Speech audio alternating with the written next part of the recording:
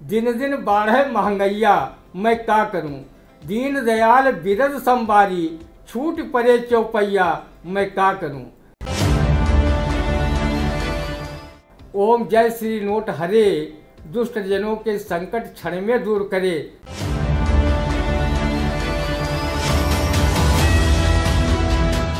नमस्कार, मैं उदय चौहान और आप देख रहे हैं आई इंडिया। हम एक बार फिर हाजिर हैं आई इंडिया का खास साप्ताहिक प्रोग्राम रंदा लेकर। हमारे साथ मौजूद हैं वरिष्ठ पत्रकार, कवि, साहित्यकार एवं रंगकर्मी ज्ञान प्रकाश सिंह प्रतीक। तो आज के प्रोग्राम की हम शुरुआत करते हैं। नवागत जिलाधिकारी ने सीतापुर में कार्यभार ग्रहण किया है अभी 3 दिन पहले। तो पहली खबर हम नवागत जिलाधिकारी की लेकर आए हैं। जिला अस्पताल में अव्यवस्था देख भड़के नवागत जिलाधिकारी अनुज सिंह, बोले लापरवाह कर्मियों पर दर्ज करा दो मुकदमा। इस पर रंदा की टिप्पणी आप सुनिए। धन्य है 88,000 ऋषिमुनियों की तपोभूमि नैमिषारण्य। धन्य है एशिया प्रसिद्ध नेत्र चिकित्सालय। धन्य है अमर शहीद कैप्टन मनोज पांडे की जन्म धरती। इन धन्य धन्य से भी महाधन्य है नवागत जिलाधिकारी अनुज सिंह, जिन्होंने जिला अस्पताल की अव्यवस्था रूपी कुत्ते की टेढ़ी पूंछ को सीधा करने का प्रयास किया। डीएम साहब, आपसे पहले जितने भी जिलाधिकारी आए, उन्होंने अपने भ्रमण के दौरान जिला अस्पताल में हमेशा अव्यवस्थाओं का एवरेस्ट ही पाया है। कभी अस्पताल की व्यवस्थाएं शासन प्रशासन व मरीजों के मंशानुरूप नहीं रही हैं।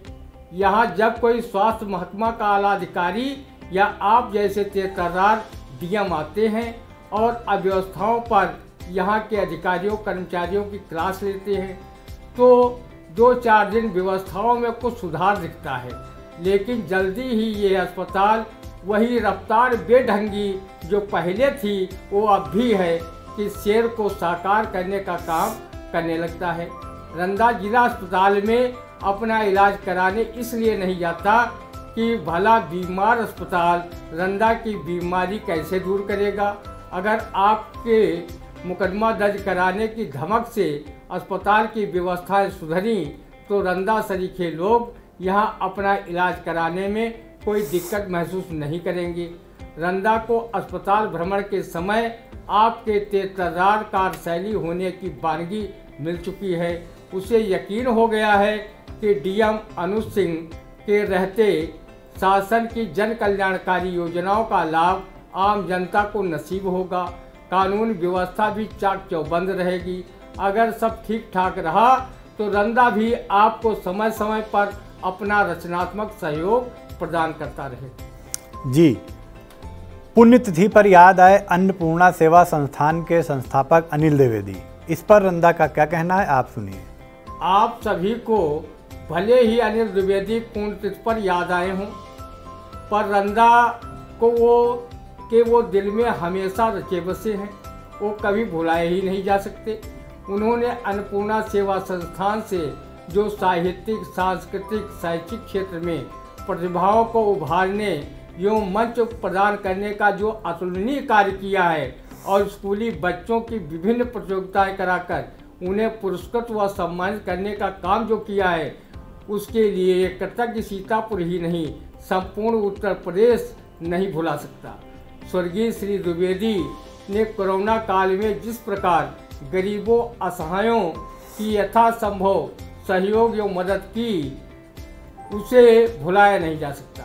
वो असमय ही हम सबके बीच से चले गए हैं। उनकी कमी समाज सेवा क्षेत्र में हमेशा खलेगी। आज उनकी अनुपस्थिति में स्वर्गीय द्विवेदी के अनुज नवीन द्विवेदी उनके द्वारा संस्थापित अन्नपूर्णा सेवा संस्थान को आगे बढ़ाने का कार्य कर रहे हैं। रंदा नवीन द्विवेदी को इस पुनीत कार्य के लिए हृदय से साधुवाद देता है कि ये संस्था जनहित में ऊंचाइयों को स्पर्श करती रहे और लोगों का भला होता रहे। जी बिल्कुल। कमलापुर थाने के पास 2 घरों में चोरी, इस पे रंदा की टिप्पणी आप सुनिए। तब तो चोरी में लुटे पिटे थाने के पड़ोसी लोग फिल्म गौतम गोविंदा का एक गाना गाते हुए चोरों के द्वारा चोरी की बात कह रहे होंगे। दरोगा जी, चोरी हो गई। थाने के पास चोरी होने का मतलब पुलिस को चोरों ने ये चेतावनी दी है कि पुलिस अगर डाल है तो चोर भी पात पात की कहावत पर विश्वास कर रहे हैं। लगता है कमलापुर पुलिस का चोर डकैतों के प्रति इकबाल ही खत्म हो गया है। रंदा अगर तुम्हारी जगह पर पुलिसकर्मी होता तो वो पुलिस की वर्दी की रौब दिखाकर चोर चंडालों के अंतःवस्त्र खारे पानी से गीला होने पर मजबूर कर देता।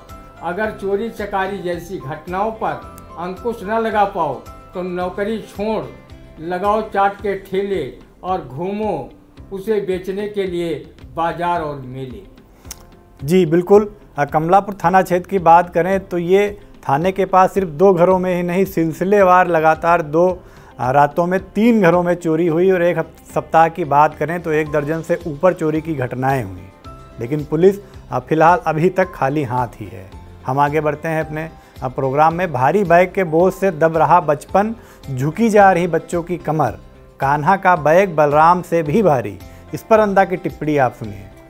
भारी बैग के बोझ से चाहे बचपन दबे या 55, स्कूल संचालकों पर इसका कोई फर्क नहीं। उन्हें सिर्फ कॉपी किताबों, स्टेशनरी, ड्रेस आदि में मिलने वाले कथित भारी भरकम कमीशन से मतलब है। शिक्षा माफिया अभिभावकों की जेब पर डाका डालने का काम कर उनके बच्चों पर भारी भरकम बस्ते का बोझ डाल बचपन की ऐसी तैसी ही नहीं कर रहे हैं, अपितु उनके शारीरिक विकास में रोड़ा अटकाने का कार्य कर रहे हैं। रंदा को पता चला है कि निजी स्कूलों के संचालकों को कॉपी किताबों पर 50% से अधिक कमीशन दिया जा रहा है। शिक्षा विभाग के अधिकारी निजी स्कूलों की कमीशन खोरी और बच्चों के साथ हो रहे स्वार्थ खिलवाड़ पर अपनी चुप्पी साधे हुए हैं। लोग कहते हैं शिक्षा विभाग के अधिकारी भी निजी संचालकों से अपना निजी स्वार्थ साध रहे हैं। वो कार्रवाई के बजाय ओम जय श्री नोट हरे, दुष्ट जनों के संकट क्षण में दूर करे का जाप कर रहे हैं। निजी स्कूलों में तो परिषदी स्कूल अच्छे, जहां अनेक विद्यालयों में पूरे सत्र किताबें ही नहीं वितरित की गई और बच्चे एकलव्य ज्ञान अर्जित कर लिए। निजी स्कूलों में 7 किलो का बच्चा 8 किलो का बस्ता पीठ पर लादे अपने बचपन का कचूमर निकाल रहा है। निजी स्कूल जगह जगह कुकुरमुत्तों के तरह उगे हुए हैं, जिनका चित्रण किसी कवि ने कुछ इस तरह किया है। 1000-2000 में मिस्जी आती, संग साथ में बच्चे लाती, मैनेजर स्कूलों के भोजन भरपूर करें, कम पैसे पाने वाली मिस्जी ऑटो पर टूर करें, बरगद की छाया देने का काम खजूर करे, शिक्षा की ऐसी तैसी कर राजनीतिक खूब फले। डॉक्टर मेरिया मॉन्टेसरी के नाम पर संचालित मॉन्टेसरी पद्धति के स्कूलों में तो कॉपी किताबों के बस्ते की जरूरत ही नहीं होती। वहाँ तो खेल खेल के द्वारा शिक्षा का प्रावधान है, फिर भारी भरकम छोटे बच्चों के बस्ते क्यों? रंदा ने नवागढ़ जिलाधिकारी से मांग की है कि वो निजी स्कूलों के संचालकों की कमीशन खोरी पर अंकुश लगाएं और बचपन को बस्ते के बोझ से बचाने में अग्रणी भूमिका निभाएं, ताकि बच्चों के शारीरिक विकास में कोई अवरोध न आए। महात्मा गांधी ने भी कहा था, स्वस्थ शरीर में ही स्वस्थ मन का विकास होता है। जी बिल्कुल, और निजी स्कूलों की मनमानी और अभिभावकों का जिस तरीके से शोषण हो रहा है वाकई में एक चिंताजनक बात है। योगी जिलाधिकारी से तो ये मांग रंदा की है ही है, लेकिन योगी सरकार को भी इस समस्या को लेकर ध्यान देने की ज़रूरत है। उनका बुलडोजर माफियाओं पर चल रहा है, अवैध अतिक्रमण पर चल रहा है, लेकिन निजी स्कूलों की तरफ उनका ध्यान नहीं है। ये एक चिंताजनक बात है। फिलहाल हम आगे बढ़ते हैं अपने प्रोग्राम में। 10% महंगी हुई हृदय रोग संबंधी दवाएं, इस पर रंदा की टिप्पणी सुनिए। रंदा को लगता है अब दुनिया में मौत सस्ती तथा जिंदगी दिनों दिन महंगी होती जा रही है। हृदय रोगियों को मौत से बचाने के लिए जब दवाएं महंगी होंगी तो रंदा सरीखे दिल के मरीज अपनी पहले से उदार जेब से दिल की दवा खरीदने से तौबा नहीं तो फिर और क्या करेंगे? क्या वो खुशी के मारे भांगड़ा डांस करेंगे? जब से हृदय रोग संबंधी दवाएं 10% महंगी हुई हैं, तब से वो अपना दिल थाम कर ये नगमा गाने पर विवश हैं। दिल तो दिल है, दिल का एतबार क्या कीजिए, अब रंदा दिल का इलाज न कराकर किसी दूसरे को वैलेंटाइन डे पर गिफ्ट देकर एक नगमा गाएगा, मैंने दिल तुझको दिया, रमैया बस्ता भैया, रमैया बस्ता भैया। जी, दवाओं ही नहीं, महंगाई एक ऐसा मुद्दा इस समय है जो तकरीबन हर चीज़ पर छाया हुआ है। दवाएं हों, सब्जियां हों, दालें हों या सरसों का तेल ले लीजिए, डीजल पेट्रोल ले लीजिए, महंगाई की मार से हर वर्ग इस समय कराह रहा है। लेकिन सरकार इस तरफ अब फिलहाल चुप्पी साधे बैठी है। हमारी अगली खबर, रामपुर मथुरा विकासखंड के करीब 500 गांव में फैला जर्जर विद्युत तारों का मकड़जाल। इस पर रंदा की टिप्पणी आप सुनिए। विद्युत विभाग के जिम्मेदार अधिकारी इंतजार कर रहे होंगे कि रंदा जैसे लोग जर्जर विद्युत तारों की चपेट में कब आएं और उसमें चिपक कर खुदागंद के लिए रुखसत हो जाएं।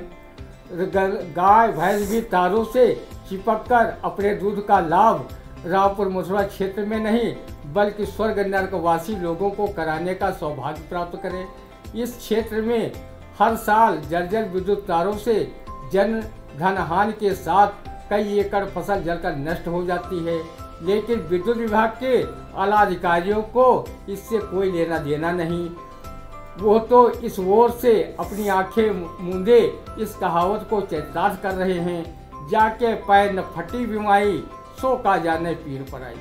जी बिल्कुल, ये एक बहुत बड़ा मसला है सीतापुर में, जर्जर विद्युत तारों का, जर्जर उपकरण का विद्युत विभाग में और बदहाल ट्रांसफार्मरों का। गर्मी का सीजन आते ही आए दिन घटनाएं सामने आती हैं। शहर समेत ग्रामीण इलाकों में ट्रांसफार्मर फूकने लगते हैं, तार टूटने लगते हैं और उनसे न सिर्फ फसलें जलती हैं बल्कि पिछले दिनों अभी एक रामपुर मथुरा ही से खबर आई थी कि फसल में आग लगी तो फसल को बचाने के चक्कर में किसान उस आग में कूद गया और जलकर उसकी मौत हो गई। तो ये एक बहुत बड़ा मसला है, सरकार को भी इस पर ध्यान देने की ज़रूरत है।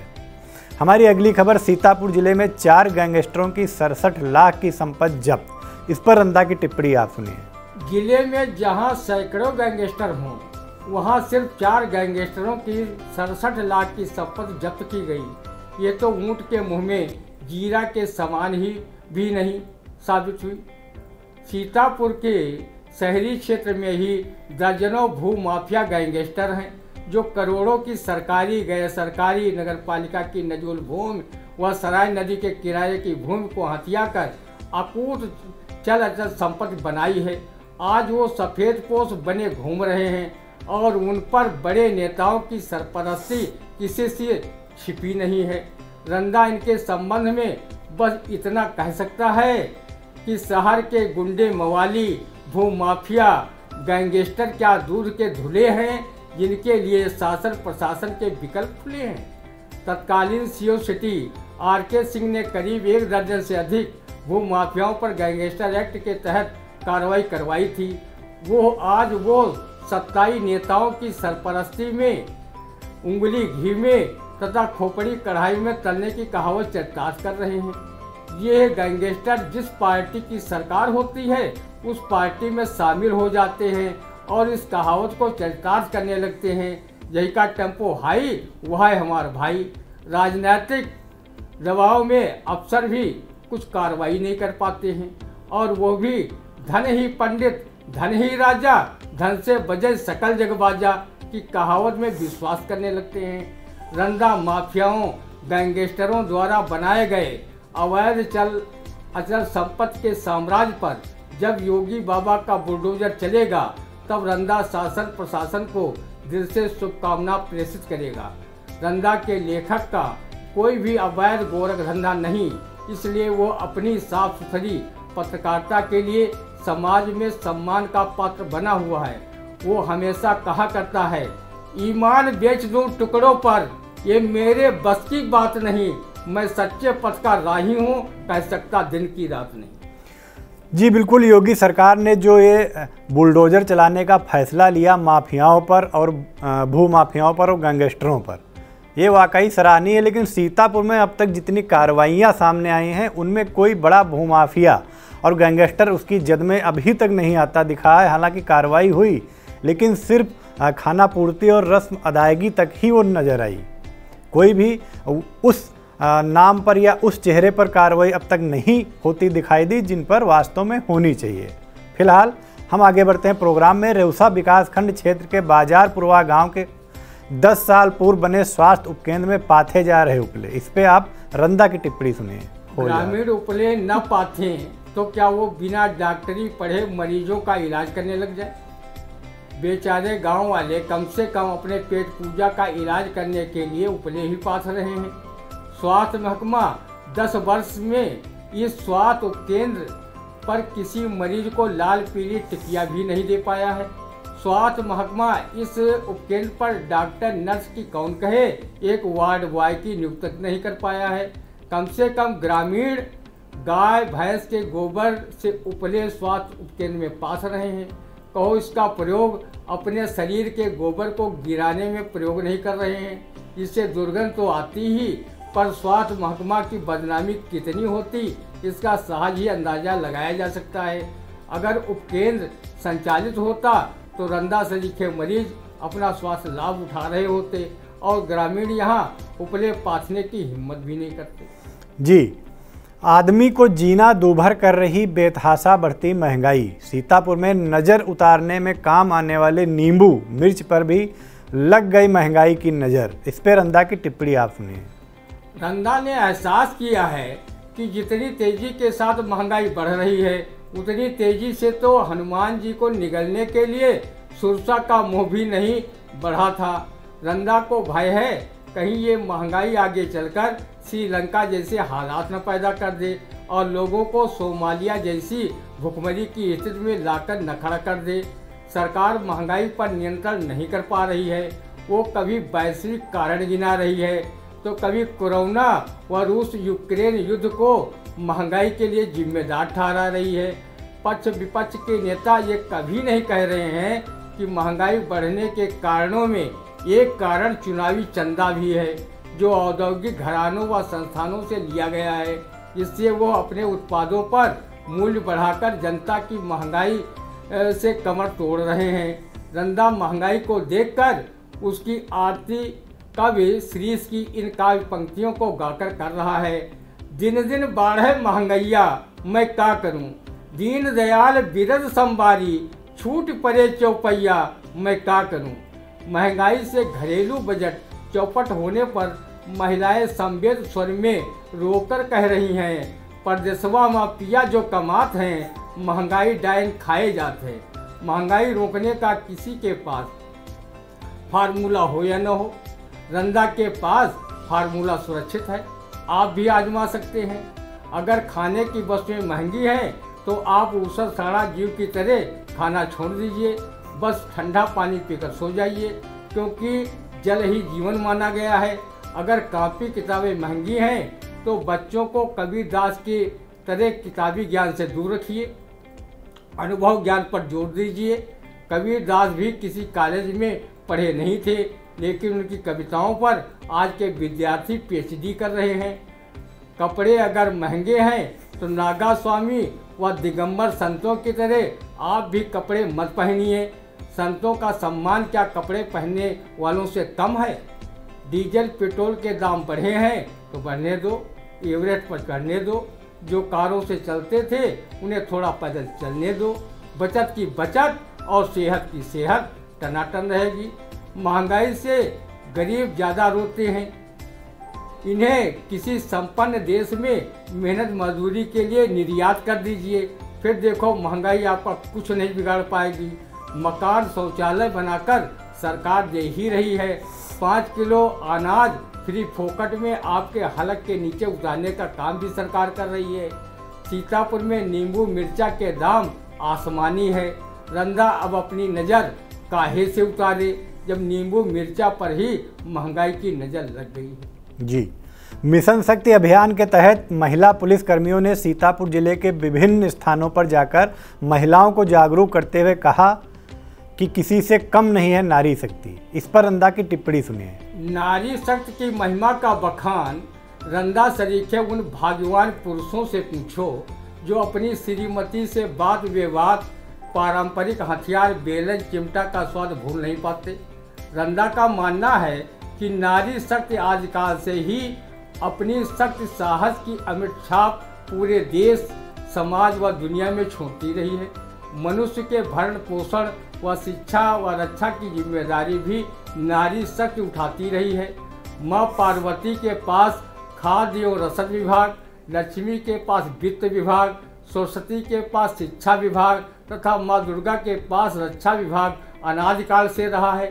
रंदा ने इतिहास में कभी नहीं पढ़ा किसी नारी के मरने पर उसका पति सती हुआ हो, पर पत्नी के सती होने के अनेक उदाहरण मिल जाते हैं। राजा राम मोहन राय की सिफारिश पर governor general Lord William Bentinck ने सती प्रथा पर रोक लगाई थी। उसके बावजूद सीतापुर जिले में चमखर, बिहटगौर, जलालपुर व जयरामपुर में आज़ादी के पूर्व 4 महिलाएं सती हुई थी। अब नए कानून के हिसाब से सतियों के गुणगान पर भी प्रतिबंध है। नारी शक्ति के रूप में विदुषी गार्गी ने याज्ञवल्क्य को शास्त्रार्थ में हराया था। रानी लक्ष्मीबाई, अहिल्याबाई होलकर, वीरांगना उदा देवी, रजिया सुल्तान ने दुश्मनों को नारी शक्ति के रूप में छठी का दूध याद दिलाया था। पन्नाधाय ने राजवंश की रक्षा के लिए अपने इकलौते पुत्र की हत्या करा दी थी, जबकि नेता सुभाष चंद्र बोस की प्राण की रक्षा के लिए अपने जासूस पति चित्तरंजन राय को गोली से उड़ाकर नीरा मल्लिक ने अपने सिंदूर को मिटा दिया था, तो आन बान शान के लिए महारानी सारंधा ने अपने पति की जान ले ली थी। सती सावित्री ने अपने पति के प्राण यमराज के हाथों से बचा लिया था। आज नारी शक्ति हर क्षेत्र में अपने बुलंदियों का परचम फहरा रही है। नारी शक्ति ने ही ध्रुव प्रहलाद, वीर शिवाजी, महाराणा प्रताप, कैप्टन मनोज पांडे जैसे सपूतों को जन्म देकर भारत माँ पर उपकार करने का कार्य किया है। रंदा नारी जागरण का प्रबल पक्षधर है। वो जानता है जिस दिन नारी शक्ति बजरंग बली की तरह ही उसे अपने भूले बल को याद कर लेगी, वो दिन सोहदों को महिलाएं रणचंडी के रूप में दिखाई देंगी और वो डर कर हाथ में राखी बंधवाने के लिए उनसे मिन्नत करते हुए नजर आएंगे। जी, प्रधानमंत्री नरेंद्र मोदी ने बनासकाठा गुजरात में कहा कि दुनिया में सबसे ज़्यादा 8.5 लाख करोड़ का सालाना दुग्ध उत्पादन भारत में। इस पर रंदा का क्या कहना है, आप सुनिए। पीएम महोदय, इस दुग्ध उत्पादन में क्या सिंथेटिक दुग्ध उत्पादन भी शामिल है, जिसे दुग्ध माफिया अधिक धन कमाने के चक्कर में केमिकल व यूरिया आदि डालकर बनाते हैं? लोग कहते हैं कि जितना दूध गाय भैंस नहीं देती हैं, उससे अधिक दूध घी का उत्पादन सिंथेटिक दूध घी बनाने वाले लोग कर रहे हैं। सिंथेटिक खोया से बनी मिठाई रंदा सरीखे लोग खाकर अपना स्वास्थ्य चौपट कर रहे हैं, पर मिलावटी दूध घी खोया पर खाद्य निरीक्षक रोक नहीं लगा पा रहे हैं। पहले देश में असली दूध घी की नदियां बहने की किंवदंती रंदा सुनता आया है, देखा नहीं है, लेकिन कहीं सिंथेटिक दूध घी बनाने वाले लोगों को छूट मिल जाए तो वो कहो नकली दूध घी के महासागर बहा दें। अगर भारत में पीएम महोदय दूध का उत्पादन अधिक हो रहा है तो इसमें रंदा का कोई योगदान नहीं। दादी नानी का हो सकता है, वो दूधन नहाओ और पुत्र फलों का आशीर्वाद महिलाओं को देने से नहीं चूकती हैं। देश में उनके आशीर्वाद से दुग्ध उत्पादन भी अधिक है और उनको सेवन करने वाले 135 करोड़ से अधिक लोग भी हैं। तो ये था हमारा आज का साप्ताहिक प्रोग्राम रंदा। हमारा प्रोग्राम आपको कैसा लगता है, ये प्रतिक्रियाएं आप लोग कमेंट बॉक्स में अवश्य दीजिए। और हाँ, हमारी खबरों को लाइक करें, शेयर करें, और अब तक अगर हमारे चैनल को आपने सब्सक्राइब नहीं किया है तो सब्सक्राइब भी ज़रूर करें। हम अगले सप्ताह फिर हाजिर होंगे इसी समय आपके इसी मनपसंद साप्ताहिक प्रोग्राम रंदा में। तब तक हमें दीजिए इजाज़त। नमस्कार।